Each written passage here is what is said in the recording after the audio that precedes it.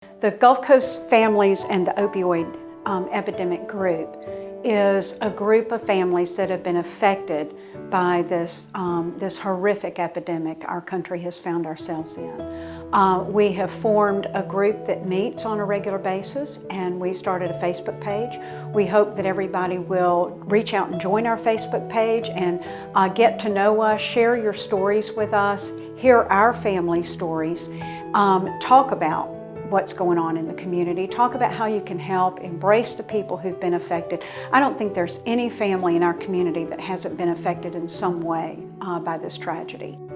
And the best thing we can do is be open and tell the truth, tell our stories, no stigma, okay? There's nothing that's gonna happen to your social status if you admit the fact that your uncle or that your niece or somebody has suffered, and maybe we can help some people recover from this. You know, it's not a terminal illness necessarily.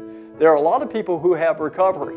There are a lot of people that always have the disease, but they don't necessarily have to be like Mary Catherine and die from the disease. And the best thing to do is to be open, tell honest stories, and that way, I think the stigma is killing a lot of people. We need to stop the judgment of my loved ones. It hurts me greatly as a mother to realize that my son was judged. It shames me and hurts me to know that I judged others too. I was there. I did that. And but I can change. I am changing. I want to know the truth. The truth shall set you free. And that's what I want people to know and find joy and hope, and that you're not alone, and we're there, we'll help you, we'll show you how, we'll show you ways, and that there's light at the end of the tunnel. But you know, really this is an epidemic of addiction. You know, so many of addiction starts during adolescence. 90% of addiction begins in the teenage years. And so one of our messages at the Drug Education Council is to delay the onset of use.